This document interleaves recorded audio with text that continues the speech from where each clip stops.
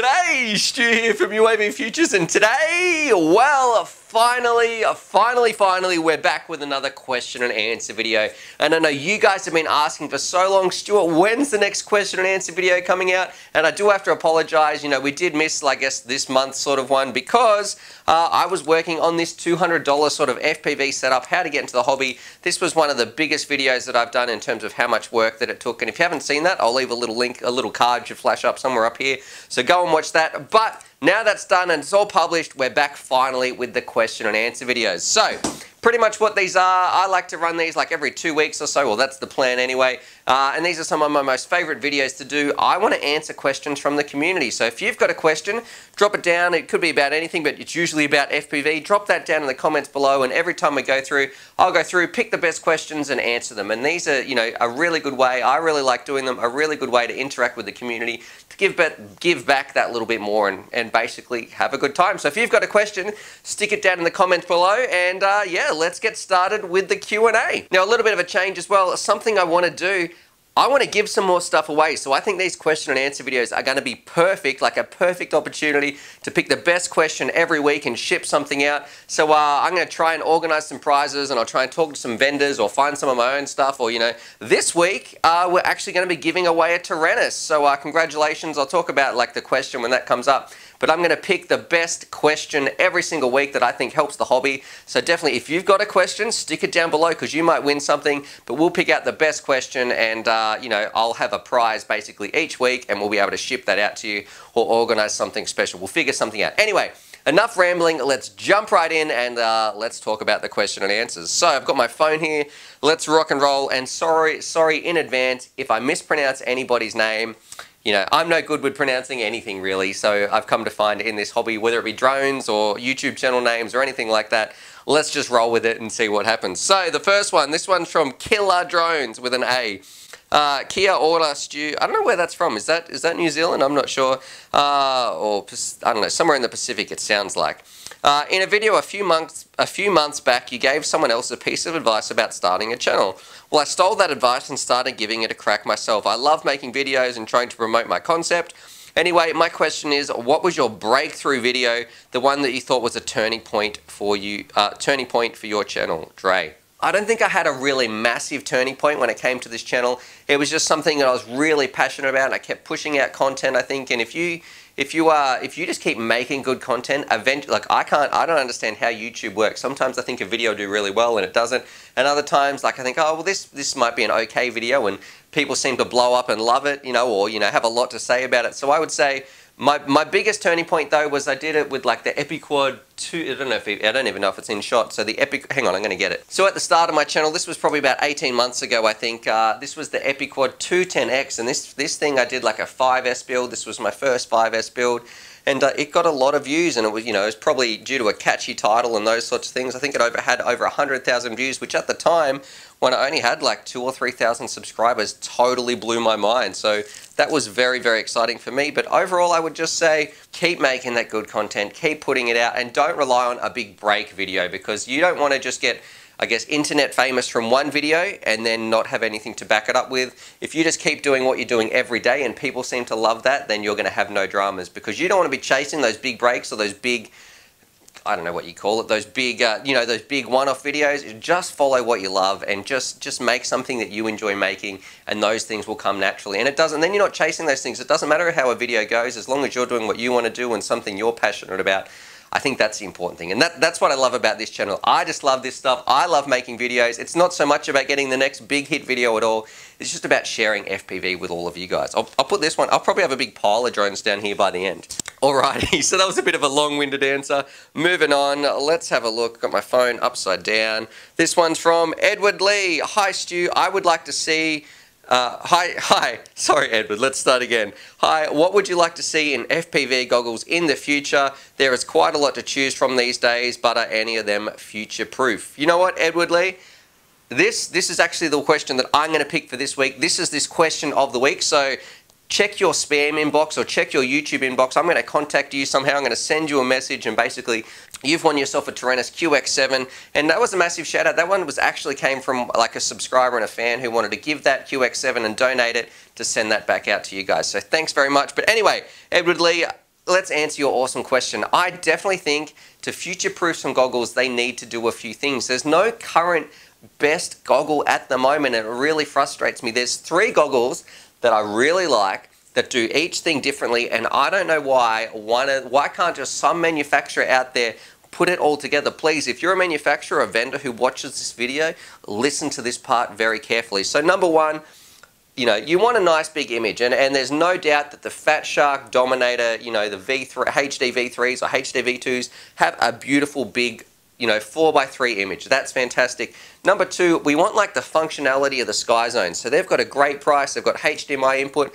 all that sort of jazz, all the DVR, everything you could want. And number 3, why can't we have some reception that are like in the Fly Key? So the Fly Key goggles, if you haven't seen that video, I'll flash that up here as well. You know, you can go click on that. That has the most amazing reception that I've ever seen. They're a terrible goggle otherwise. Like, you know, they don't fit your face very well. The screens aren't super big. But they're my backup goggle, and if it really came down to it, it was a sketchy flying situation. They've got the best reception out of anything that I've ever flown, so I don't know what's going on there, but why can't they combine all those things? As far as future-proofing a goggle, I think just make sure that it's got HDMI, but we're probably going to be stuck with analog for a little bit anyway. But really the best point is we want to merge all those goggles, and if that goggle came out today, even if it was more expensive, with the good screens, the functionality of the on-ways, and also the reception of the fly keys, I would be all over that. That would be like my favorite goggle. I should do a video about this actually. Moving on, woodchucker. How long have you been flying before you stopped turning your head to see where you were going? Wife and kids are constantly having a chuckle at me as I keep turning my head to see where I'm going. Yeah, at the start, I can remember doing this. Now, I've been flying for about 2 years, so I probably don't do it anymore. It's quite interesting to see. When I see footage of myself, people often comment that, you know, I sort of tilt my head down a little bit, and you just move your thumbs in the smallest little part, and that's it. That's all you're really moving, because you're so much focused, you know, it is in your head and in your eyes and just in your thumbs, you know, or you're pinching for some, but I would say it takes a little while. You might grow out of it, you might not grow out of it. You know, I know a mate I fly with, Calvin, he's all the time flying around like this. He looks like one of those clowns at the show, you know, where you just put those little things in their mouth and then they fall down. I don't know if you guys have that, but yeah, like a festival or something like that, one of those little prizes. I'm getting way off topic, but yeah, I think if you might grow out of it, but if your family's out there and they're laughing at you and they're having a good time, that's great. What more could you want? If your wife and kids are out there while you're flying around, I think that's absolutely fantastic. So I would just say savor those moments, because I know for a lot of people, they would love their wives and their family to be in that. From Max Veronica, hi, for the Q&A, what are those yellow circular pads on the usual track and where can I buy them? Just Google soccer cones or football markers. They're fairly cheap, probably from like a sports store or something like that. I think they're, yeah, just any sort of sports or athletic store, you should be able to find them. And they might be called athletic markers, but I would just search soccer cones. Cowtown FPV, I like that name, Cowtown. What is your current daily flyer and why did you decide to switch off from the GT2? Now this is a very good question. So the GT2 is over here actually. This was the first one that I had. And look, I really like the GT2. This is one of the most high-performing frames, high-performing quads that I've ever had. So much so you can see, I don't know if this is in shot, but I've got another one they rebuilt here. I've got one the other day that I just sort of, this one is almost like a brand new one, but I want to test out the Run Cam 2. I'll leave anything I talk about too, I'll stick it down in the comments down below. So this one's got not the Run Cam 2, this one's got the Eagle 2, which I want to do some testing on. But like anything, I think the GT2, the reason I switched away from it was it just started to break down. So like a really high performance car, it was flying it all the time, and this goes for all quads, you know, the more you fly it, they will feel great, but just little nicks and little niggles will slowly degrade it, I guess, its overall performance. And it got to a point with me and my GT2 after I replaced some ESCs, swapped out some of the motors, you know, changed the VTX. I'd done so much work to it that it was almost like a different beast to when it was freshly tuned and out of the box. And it had just gone through so much, so it just started to become unreliable and really needed a tune. And, you know, as much as I was fixing it up, it was never going to go back like a car. It's never going to go back to when it's brand new, straight off the show floor. So, yeah, that's why I made the switch. And they're a little bit more unreliable, I'd say, than some of my other quads. Currently, my daily flyer is this bad boy right here. Now, this is the Chameleon, and you can see how much love this thing has had. Like, this thing goes with me everywhere.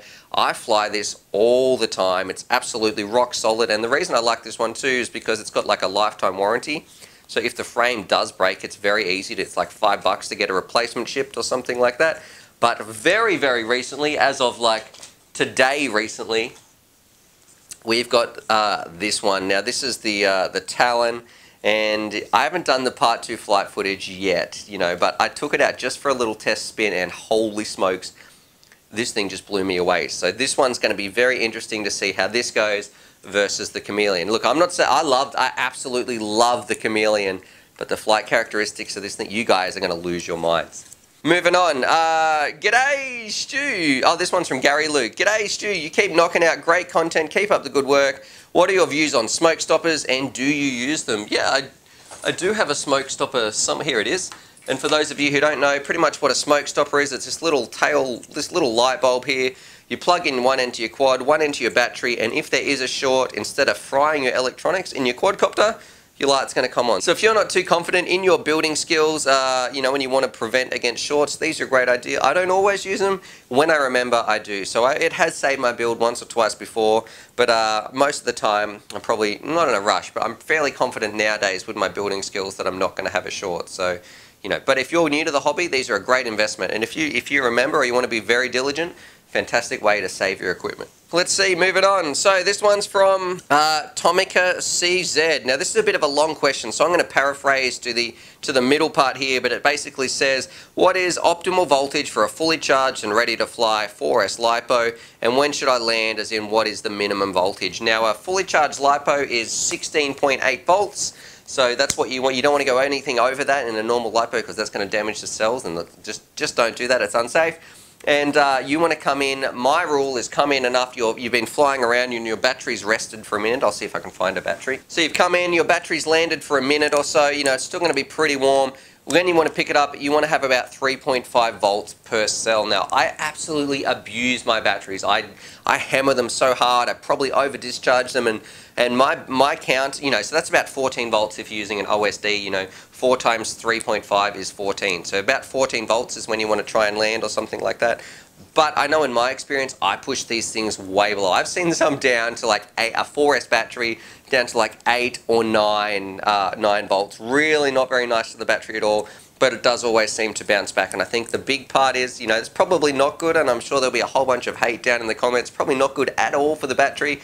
But I think the big part is, when it comes to over discharging, you don't want to discharge it past that point. Once it's rested for a minute, you definitely don't want to be below 3.3. So 3.5 for me after rest is where I'm pretty confident, regardless of how I treat the battery while I'm actually flying it. Sorry, batteries. This one's from Andy Mouse. Andy Mouse 123. Have you thought about real flying lessons, sir, for a bit of fun? Now, yeah, I actually have thought about flying lessons before. Before I did quads, I actually went out one time and did like a private helicopter lesson, and it absolutely freaked me out. Like, it actually made me, I was so pumped for it, it made me a little bit scared of flying. I can remember, like, we each had one of the joysticks, and I'm there doing some hovering, doing something with the cycle, and it's some sort of crazy, super simple probably, but technical helicopter talk, and I'm like bashing on the stick, and I felt like the chopper was just going everywhere. I was screaming to the other guy, take control, which was like the code word for the other dude, the actual proper pilot, to take over. It was very scary, and the whole time it was like a 40-minute flight. When I got back, all my shoulder was like stiff from just being so tense trying to fly this thing, and it wasn't really the most enjoyable thing. So look, yeah, I really like aviation, but I think that's why I love FPV, because it feels like I'm flying, but I'm very safe on the ground. So I don't know about future flights, but at the moment I'm very, very happy with some FPV. Hi Stu, love your vlog. Thanks very much. Oh, this one's from Pro Milk. I think Pro Milk, I don't know. How did you tuning PID on every new quad or flying default? Do you use G-Tune on Betafly? Okay, pretty much I think what you're asking, do I tune all these quads? No. I just rock it on default settings on Betafly. I change the rates just a little bit, just bump them up just a little bit, ever so slightly, and then I'm out ready to rock and roll. And look, I'm sure you can tune PIDs, and they will make the crafts fly better because they are all different. But in my experiences, I'm very happy with the Betafly default PID. So if you're getting some crazy oscillations, I would first say, you know what, it's probably not, because in my experience, it's not going to be your PID so much, it's going to be something with your craft, whether that be your props, your motors, you know, how your flight controller's mounted, something else, or maybe a camera jello or something like that. There's going to be something else first that I'd probably check before I check my PIDs. From all the vids I've watched, you are super fast in the field. Thanks very much. Are you able to piece together a timeline of footage from when you first started till the current date, that would be great. Thanks. So this one's from Maniac FPV Flyers, and yeah, this is something I'm working on. It's obviously a really big video, and it is in the works. It's a little bit behind the scenes. I've been working on it for a long time. A few emails, I've got some people helping me with it, but it's basically from the start to where we're up to now. But I don't just want to show a transition of flights. I want to do something really special. So it's going to be a bit of a celebration video, and I promise there's nothing else like you've seen it before, nothing really that I know that does it in this way. I'm really excited for it. It's a heap of work. We've got a heap of footage to get through, but you guys are going to love it, and it's going to be a video that I'm really proud of as well, because it's just, I guess, like my personal journey about flying through FPV and just seeing those skills. And it's crazy to think how I used to be when I started and to how I am now. And I'm not saying I'm amazing or anything like that now, but just seeing that transition, it doesn't happen overnight. But when you look back, you're like, wow, I thought I was fast then, and I probably think I'm fast now, and then I know in another 12 months time I'll think, gee, then I'll be even faster then. So it's just going to be a really nice video that I can't wait to share with you guys, but I need a little bit more time to get that one done. So this one's from Michael Smith. Hi Stu, have you received a pair of Fat Shark Attitude V4s to review yet? Congratulations to your wife and yourself on the birth of your daughter. You know what? Got those bad boys right here. I can't wait to put them on the bench, so we're going to be checking these out very, very soon. So I'm pretty excited. These ones, I was a little bit slow to get these ones. There's some other reviews out there, but I think it's really important for me to check these out, because I've looked at so many other goggles. I don't know how many other people have reviewed as many goggles as I have. I want to put all the information out there, put them all together so you guys can decide what's the right FPV goggle for you guys. Now this one's from Kev Bar, and this is continuing on with that sort of stuff. Hi chap, hi mate. I want a set of FPV goggles, not Fat Sharks, but I also don't want to look like I have a fridge on my face. What's your recommendation? I would say you've got two choices. Super cheap is go with the fly key goggles if you want that Fat Shark style at the absolute cheapest that's not rubbish, so try those ones. Or you can get the Onways, which are a little bit more expensive, but they've got like HDMI input, better screens, they also come with DVR. Personally, I fly with the Onways all the time. They're my main set of goggles, but I also take out my fly keys with me just when I want to test that reception or I want to push my quad a little bit further. Alrighty, now this one's from Jonathan Knoll. So great channel, man. Thanks very much. Been watching for a while. That's even better. Thanks for sort of sticking with me from the start, I guess. How do you delegate time between hobby, work, and family? And I think this one's something that I've struggled with a little bit, but I've also learned a lot. So I don't really have any spare time. Like, it's very rare that I sit down and do nothing or melt my brain or look at Facebook or just watch TV or anything like that. It's pretty much, I definitely have my work hours. I've got time that I just want to spend with my family, and I've got like family only nights and those sorts of things. And then when I've got a spare moment, and you guys would call it free time, I come in here and I work on the channel, because that's what I do in my free time, and I absolutely love it, and it really works out that way. But I guess I merge all that together, but I don't do the other sort of stuff where I'm just wasting time sitting on the couch doing nothing or vegging out. I guess I don't have any spare time. It's either family, work, or UAV Futures, and I think it feels really good to sort of have that payoff and be able to see all this sort of coming together. Now this one's from Robert Dunn. I really like this question as well. It says, yo Stu, please do a Q&A with Grumpy Ass. I think you mean Grumpy Trev. I wonder if that's an autocorrect there. It would be great to see you both answer the questions. Loving your content. Have been really helpful. You the man. Sunglasses face. What do you call that emoji? Anyway, this is kind of something special I want to do as well. I was talking to Grumpy Trev about this, and I'm absolutely keen about doing a Q&A with him, and he wasn't so sure how many people want to see Grumpy Trev answer a Q&A. If you want to see Grumpy Trev doing a Q&A, pretty much what he said was, well, if 2,000 people sub to if he gets 2,000 subs, he will go and do a Q&A. So what I'm going to tell you guys to do right now, if we want to head over to Grumpy Trev's house for one of the next Q&As, we'll head over there. Go and subscribe to his channel. I'll leave a link up here. I'll leave a link down in the comments or down in the description. Go and do that right now, because if he can get over 2,000 subs, which really isn't that many, I think he has like 1,300 or something now. Anyway, it's linked down below.